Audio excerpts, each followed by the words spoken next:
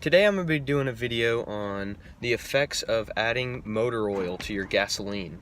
I think it'll really boost the overall power, miles per gallon, and smoothness of my engine flow. Just kidding. I'm going to be doing a review on Seafoam to see what this sounds like, if it affects my engine at all, and if it helps my miles per gallon. So first I'm going to be doing a start before the Seafoam, and I'm almost out of gas, so I'll be going and filling up and putting this Seafoam in with my fill up to see if it makes any difference.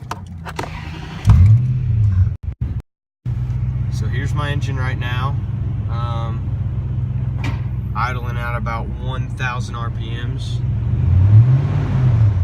Sounding pretty good. Now let's go get some gas. So right now we're driving at about 1,700 RPMs at about 55 miles per hour, and here's a little acceleration test before the Seafoam.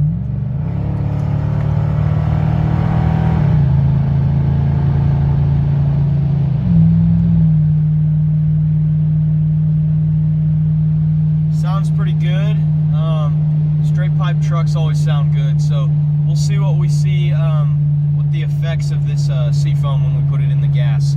So you can also add this to the crankcase and it'll lubricate different things, remove deposits and gunk.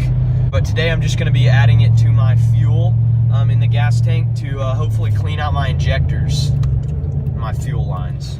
Alright, so here we are, got the Seafoam. So on the package it says the mix when added to regular gasoline in the fuel tank is 1 ounce of Seafoam for 1 gallon of gasoline, and this is supposed to be mixed with normal 87 octane rating gasoline that you can buy at the gas station anywhere. So before added, you want to shake it up for a good while, and I'm going to be adding only about 13 gallons of gas because there's about 3 left in the truck, and I'm only going to add enough gas for this can of 16 ounces so I can get the perfect mixture. I'm going to add this to the tank before for a couple of reasons. One, I want this at the bottom of the gas. Two, I'm gonna go ahead and put it in now so that if any of it gets stuck on the tube to the intake of the gas tank, the gas is going to be able to wash it in. Also, when I add the gas to the gas tank, it should stir it up and give me a good mixture, as opposed to just pouring it on top and maybe not mixing it well. So don't really need, some cars you might need a funnel, but for me I don't necessarily need one. It's nice to run additives in your gas every now and then.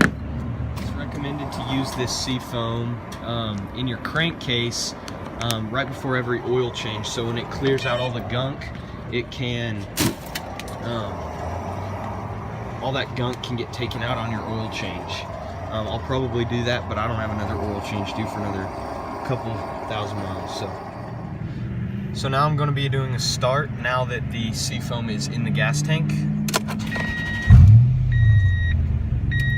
Sounds about the same.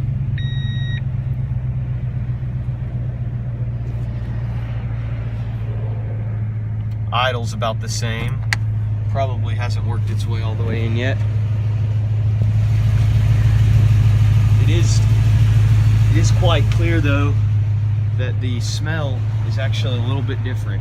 So there's a possibility that it could get a little bit of smoke once it's worked its way through. I'm just gonna do a start here as soon as this light turns green, and we'll listen to it as I accelerate.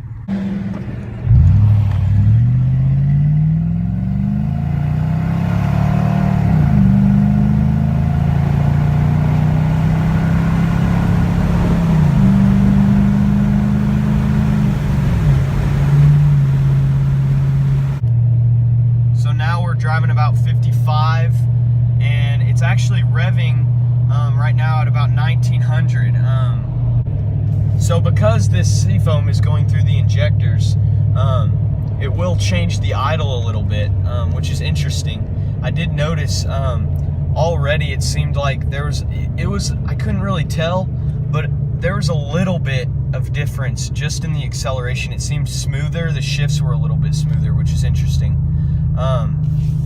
I think, I doubt this has ever been run through this truck. I've definitely never run any kind of additives to this truck yet. So